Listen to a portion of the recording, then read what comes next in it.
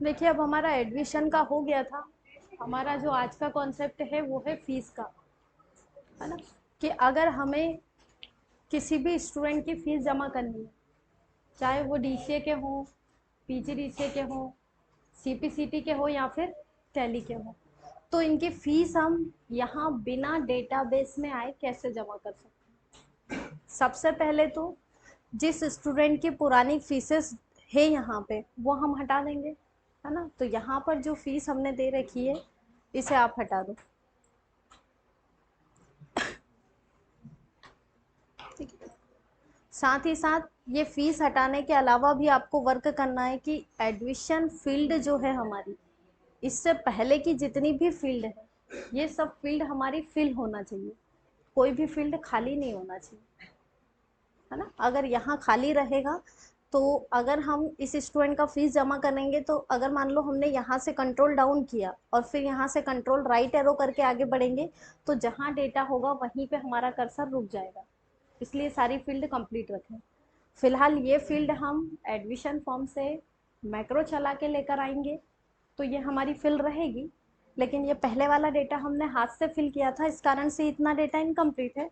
तो इसे अभी हम फिलहाल फिल कर देते हैं। जैसे इनका कॉन्टैक्ट नंबर देना है,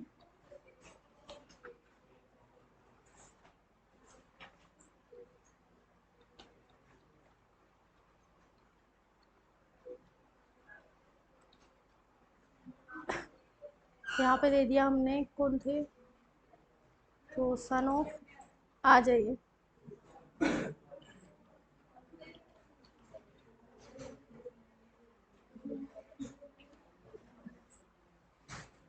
बेस्ट टाइम ले लिया हमने, जैसे यहाँ पे 2 to 4, है ना। अगला ले लिया हमने 3 to 5, फिर दे दिया हमने 4 to 6, और अगला ले लिया जैसे 5 to 7, है ना। एड्रेस में हमने जैसे दे दिया किसी का पीपीएल, किसी का सीहोर,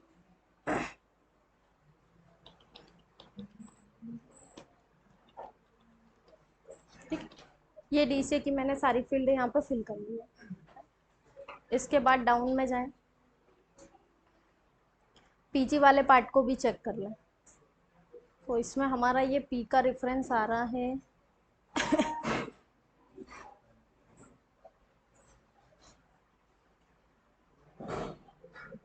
इसमें कंडीशन नहीं लगाई, थोड़ा सा इसमें कंडीशन और अपडेट कर दे, शायद उस दिन का सेव नहीं हुआ है।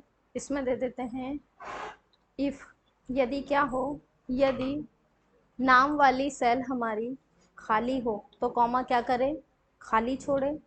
अदरवाइज नहीं तो ये फॉर्मूला हमारा क्या कर दे, अपडेट कर दे। ब्रैकेट बंद करो और एंटर। अब इसी को हम यहाँ पर कॉर्नर में कर्सर रख करके अपडेट कर देते हैं। हट गया अब डेटा हमारा। तो यहाँ पर भी जो डेटा है अपना एड्रेस वाली फील्ड तक कंप्लीट है। अब इसमें भी जो एडमिशन वाला पैरामीटर आ रहा है इसको अनसेलेक्ट कर देते हैं, है ना।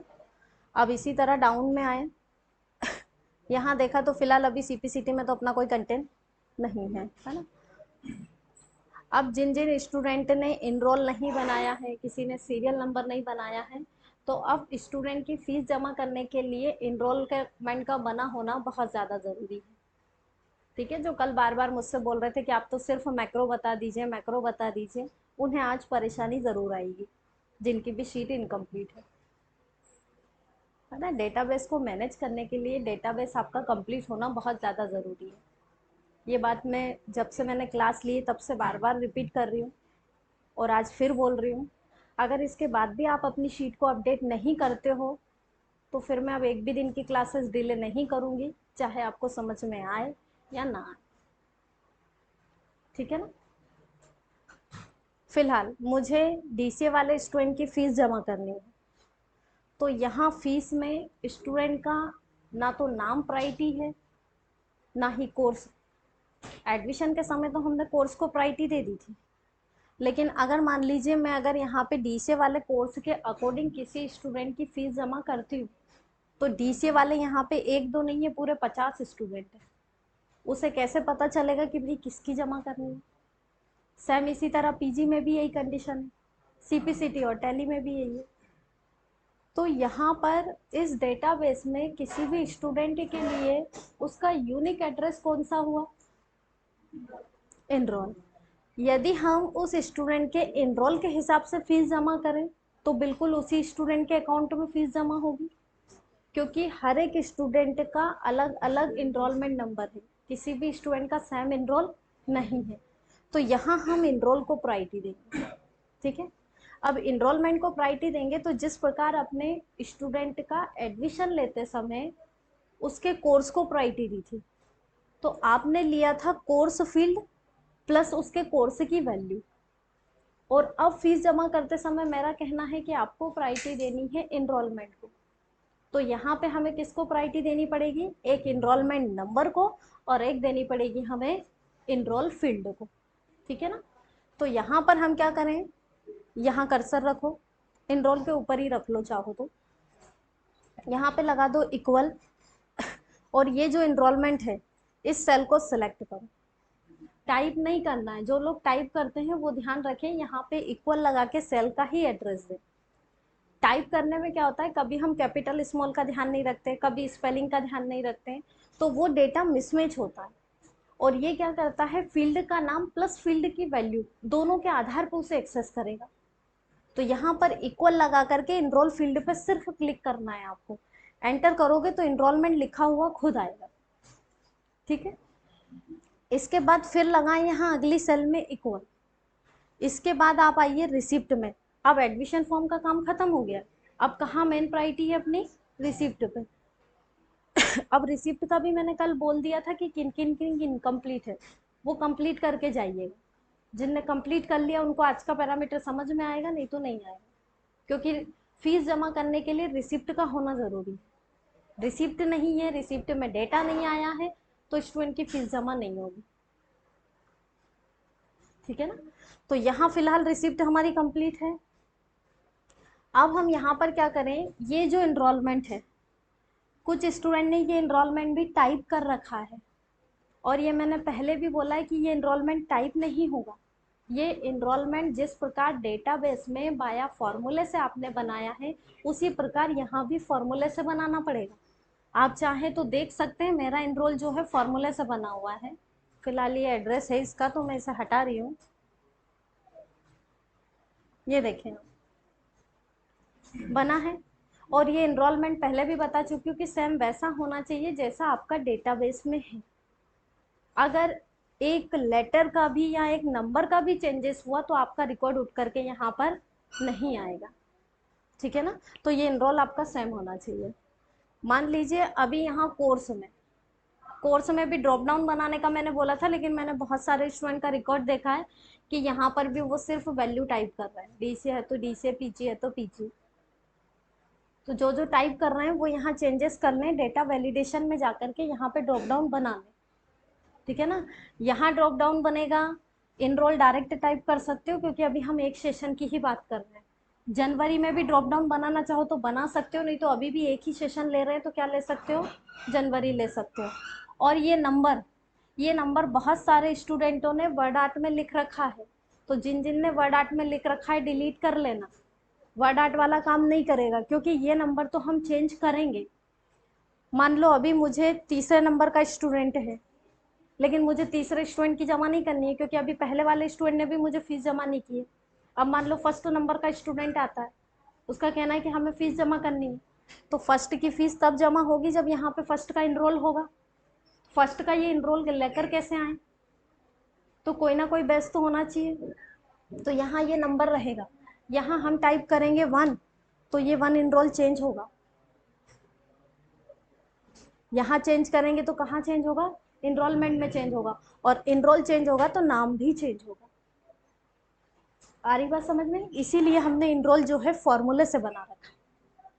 तो मान लो इस इनरोलमेंट का एड्रेस जो है मैं डेटाबेस में दे दूँ, डेटाबेस में जो मैंने इनरोल फील्ड ली है उसके नीचे यहाँ पर हम इक्वल लगा करके रिसिप्ट में आकर के जो यहाँ मैंने इनरोल बना रखा है इसको मैंने सिलेक्ट किया, यहाँ से एंटर कर दिया, तो जो इनरोल मेरा रिसिप्ट में होगा वो यहाँ भी होगा।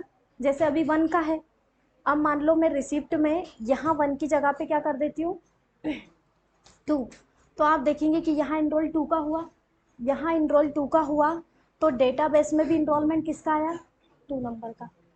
अगर यहाँ रिसिप्ट में हम कोर्स चेंज कर दें तो आप देखेंगे कि यहाँ पर भी इनरोल कोर्स वाइज चेंज हो गया है,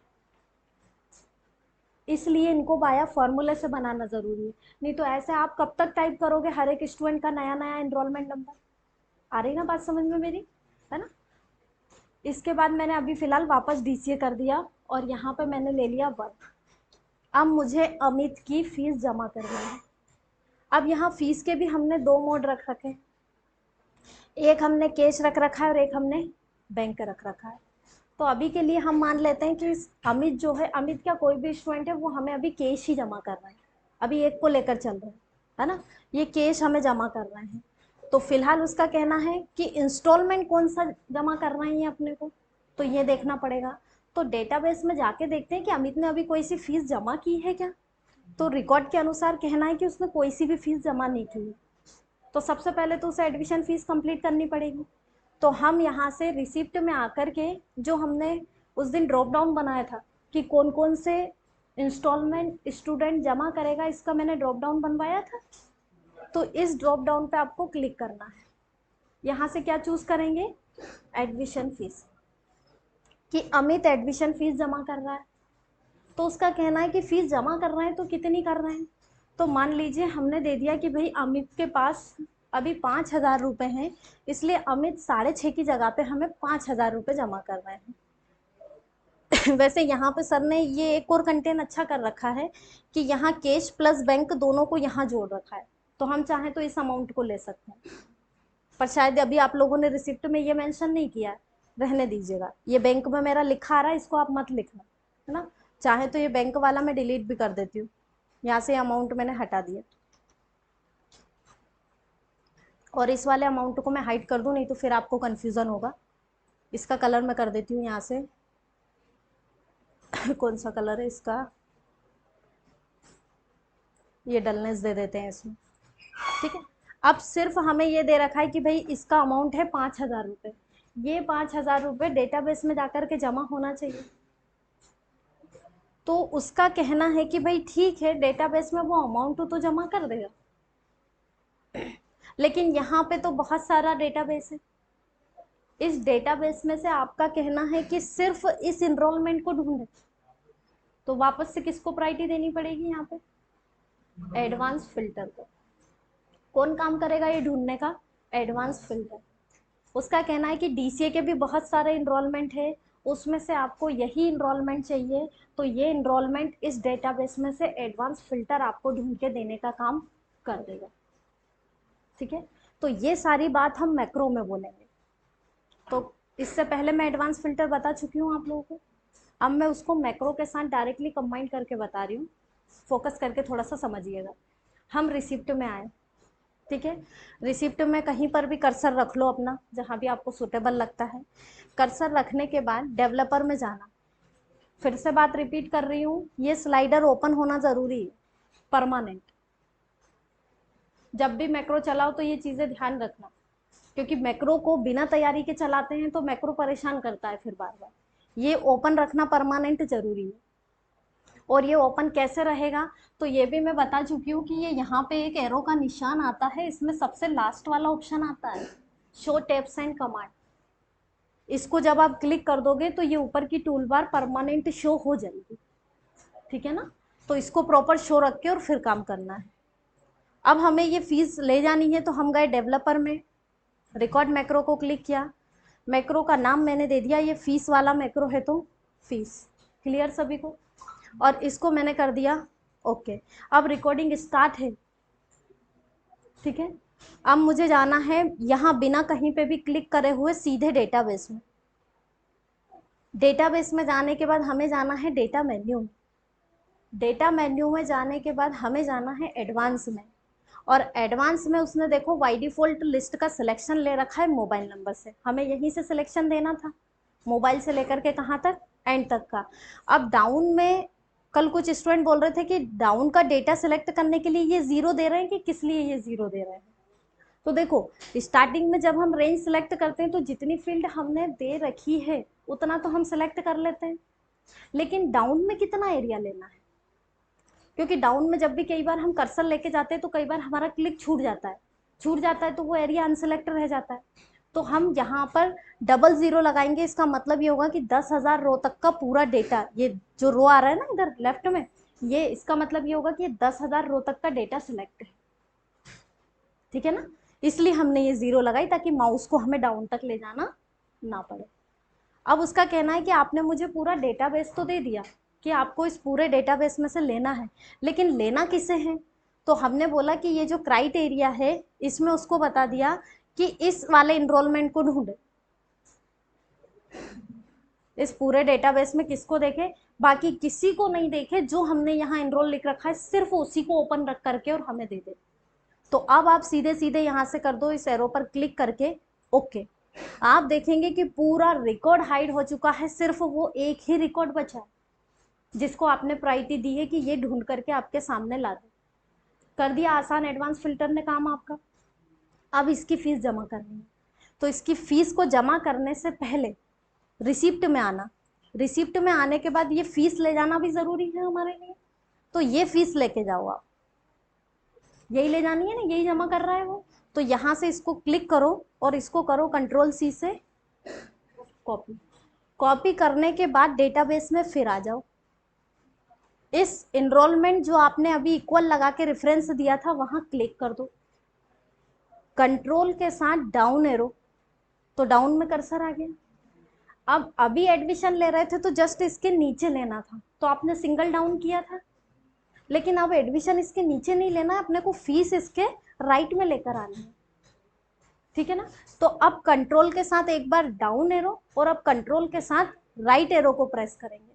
तो राइट एरो करोगे तो कंट्रोल डाउन यहाँ आएगा और कंट्रोल राइट एरो यहाँ आ जाएगा।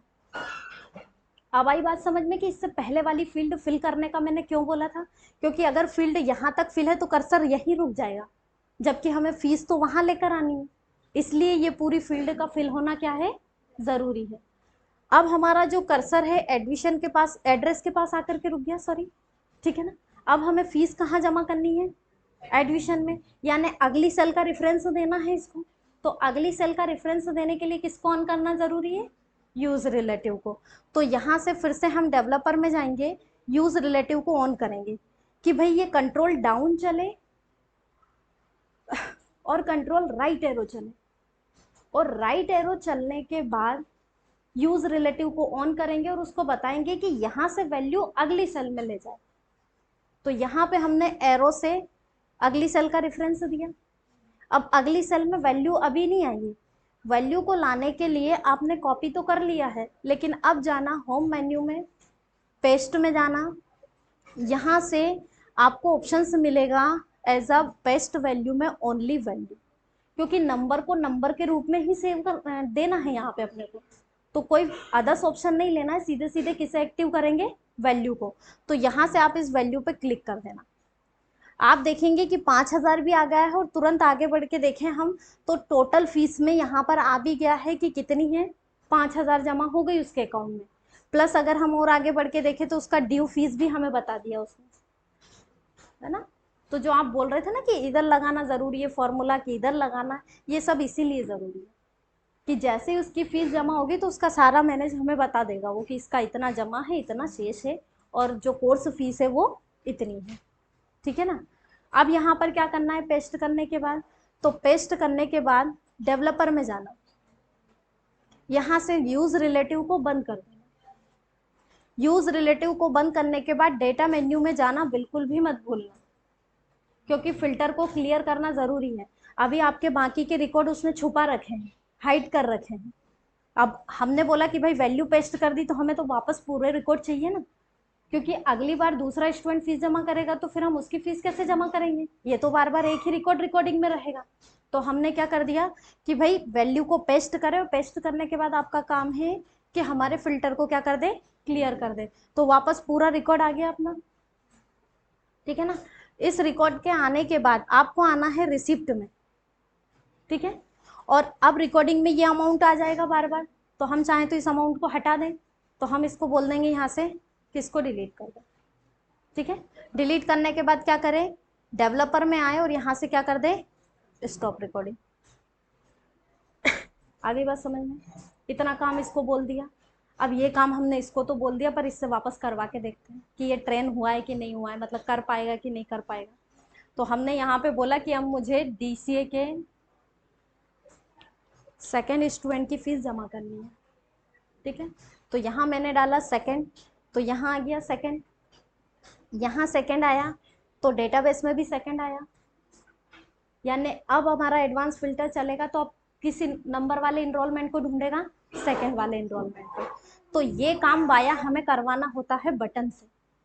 बटन मतलब एक शेप लेके, बटन यहाँ पे कौन है अपना, सेव है, तो सेव बटन पे हम ये काम करवाएंगे। फिलहाल अपना ये प्रिंट एंड सेव बटन बना हुआ है, आप लोगों ने भी बना रखा होगा। तो इस पे हम इस मैक्रो को जो अभी मैंने रिकॉर्ड किया है उसको असाइन कर लेते हैं। तो यहाँ पे आप इस पे राइट क्लिक करो, असाइन मैक्रो में जाओ। कौन सा मैक्रो असाइन करना है, फीस वाला, तो फीस को ले लो, ठीक है। और इसके बाद क्या करेंगे, ओके को क्लिक करेंगे। अब यहाँ हमने एक बार बाहर क्लिक कर दिया। अब मान लीजिए कि ये जो हमारे सेकंड नंबर के स्टूडेंट है राजेश, ये हमें फीस जमा कर रहे हैं 6,500 रुपये, ठीक है। तो ये 6,500 रुपये उनके अकाउंट में जाके जमा होना चाहिए। टाइम हो गया, क्लास खत्म हो रही है। यहाँ हमने दिया 6,500 रुपये, अब ये 6,500 अकाउंट में जमा होना चाहिए। तो अकाउंट में कब जमा होगा, जब हम इस बटन पे क्लिक करेंगे। और बटन पे कब क्लिक, कर्सर पोजीशन आएगी जब आपने उस पर मैक्रो को असाइन कर रखा है। तो अब आप इसे क्लिक कर दो, क्लिक करो तो इफेक्ट हुआ। अब डेटाबेस में पहले जाके देखें कि इफेक्ट में क्या हुआ है, गया है वैल्यू वाकई में या नहीं गई है। तो हम गए डेटाबेस में, आप देखेंगे DCA सेकेंड स्टूडेंट की फीस आ चुकी है 6,500 रुपये। ये एडमिशन है। अब मान लीजिए यही स्टूडेंट मुझे एग्जाम फीस जमा करते हैं, तो जैसे अभी एग्जाम फॉर्म डाल रहे हैं, ये एग्जाम फीस भी हमें जमा कर रहे हैं, तो कैसे करेंगे। तो इसके लिए कोई अलग से मैक्रो रिकॉर्ड नहीं करना। अब क्या करेंगे, यहाँ इंस्टॉलमेंट चेंज कर देंगे, बस क्या ले लेंगे, एग्जाम फर्स्ट ले लिया। एग्जाम फर्स्ट अगर हमने अब यहाँ पे लिया है, तो एग्जाम फर्स्ट कितनी जमा कर रहे हैं, तो मान लीजिए जैसे कि DCA वाले स्टूडेंट है तो इनका इंस्टॉलमेंट है 3,000 रुपये, तो ये 3,000 हमें जमा कर रहे हैं। अब ये 3,000 रुपये हमें जमा कर रहे हैं, तो हमारा कहना है कि ये फीस जमा तो हो, लेकिन ये कौन सी फीस है, एग्जाम फर्स्ट है। एग्जाम फर्स्ट है तो एग्जाम फर्स्ट में ही जाके जमा हो, ठीक है ना। अब एग्जाम फर्स्ट में जमा होगी तो बिल्कुल ये एग्जाम फर्स्ट में ही जमा होगी। क्यों होगी, क्योंकि कर्सर यहाँ से चलेगा, सेकेंड नंबर के इनरोलमेंट पे आएगा तो कंट्रोल के साथ डाउन एरो, कंट्रोल के साथ राइट एरो आएगा, तो राइट एरो आएगा तो अभी तक बाकी के रिकॉर्ड में जो कर्सर आके रुकेगा वो एड्रेस के पास रुकेगा, क्योंकि इनकी एडमिशन की वैल्यू नहीं है, लेकिन इन दो रिकॉर्ड की एडमिशन की वैल्यू है। तो इन दो रिकॉर्ड की एडमिशन की वैल्यू है तो कर्सर कहाँ आके रुकेगा, इस एडमिशन के पास रुकेगा। एडमिशन के पास रुकेगा तो आप लोगों ने यूज रिलेटिव को पहले ही ऑन कर रखा था, तो वैल्यू कहाँ जाकर पेस्ट हो जाएगी, अगली रो में पेस्ट होगी। अगर आप बाकी के स्टूडेंट का करोगे तो उनकी नहीं जाएगी, जाएगी किसकी, जिसका एडमिशन वाला कॉलम फिल है, मतलब जिसकी एडमिशन फीस कंप्लीट है, ठीक है। फिर से डेटाबेस में आऊँ। अब मान लीजिए मुझे इनकी एग्जाम फर्स्ट जमा करनी है, तो मैंने लिया यहाँ पे, अब इसको मैंने क्लिक किया। जैसे मैंने क्लिक किया, आप देखेंगे सेकंड नंबर के स्टूडेंट की एग्जाम फर्स्ट की फीस जमा हो चुकी है। कर दिया सारा काम इसने। अब ये तो सिर्फ DCA का किया है, अब PGDCA का देख लें एक बार कि वाकई में डाउन में जा भी रहा है कि नहीं जा रहा है, क्योंकि ये बहुत ज़्यादा ज़रूरी है। स्टार्टिंग के पार्ट को तो वो बहुत आसानी से ले लेता है। तो मान लीजिए हमारा अब कोर्स हम रिसिप्ट में आके चेंज कर लेते हैं, और यहाँ मैंने दे दिया कोर्स के अकॉर्डिंग पहला नंबर। जैसे ही मैंने पहला दिया तो इनरोलमेंट चेंज हो गया। PGDCA का पहला स्टूडेंट है मुकेश। अब मुकेश मान लीजिए हमें फीस जमा कर रहे हैं, तो मुकेश ने भी अभी तक एडमिशन फीस जमा नहीं की है, तो अब इनका भी इंस्टॉलमेंट जो हम लेंगे वो क्या लेंगे, यहाँ से एडमिशन फीस। मान लीजिए अब ये भी हमें एडमिशन फीस जो है कंप्लीट जमा कर रहे हैं, कितना, 6,500। अब 6,500 ये जमा कर रहे हैं, तो एक बार डेटाबेस में आके देख लें इनरोल चेंज हो गया क्या, तो PGDCA वाला आ रहा है, यानी अब वो खुद इस DCA वाले पार्ट को नहीं देखेगा। अब पहले चला के देखते हैं कि वाकई में देख रहा है नहीं देख रहा है। कर दे फीस जमा, तो ये हमने इसको क्लिक किया, क्लिक किया तो इफेक्ट तो हुआ है, चल के देखते हैं। तो यहाँ तो किसी के भी डेटाबेस में ऐड नहीं हुई है। डाउन में चल के देखें कि पीजी वाले के फर्स्ट स्टूडेंट के रिकॉर्ड की आई है या नहीं आई है। आ गई। इनके लिए ज़रूरी है इनरोल का कंप्लीट होना और सही कंप्लीट होना, है ना। यानी मेंटली और फिजिकली दोनों तरह से ही प्रेजेंट होकर के एक्सेल में काम करना पड़ेगा। ठीक है ना। आप लोगों को मुझे गुस्सा नहीं आता, लेकिन गुस्सा तभी आता है जब मैं जैसा बोल रही हूँ वैसा करते नहीं। आप लोगों को अपना माइंड चलाने का मैं पूरा मौका दूंगी, अगला सॉफ्टवेयर पूरा आपसे बनवाऊंगी, अभी मेरे अकॉर्डिंग चल रहा, क्योंकि अभी आपका स्टार्टिंग बेस है, अभी आपको नहीं पता है कि हमें काम कैसे करना है। जैसे कल बहुत सारे स्टूडेंट ने, अरे काई की चूक क्या हो रही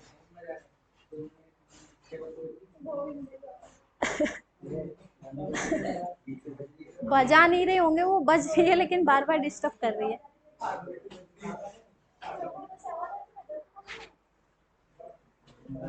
अरे बस बस बस,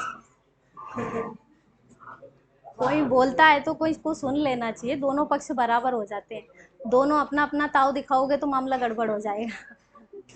ठीक है ना। कल बहुत सारे स्टूडेंट ने मिस्टेक की थी। क्या की थी भाई, जनवरी लिख दिया, उस जनवरी को पकड़ करके आगे तक अप्लाई कर दिया।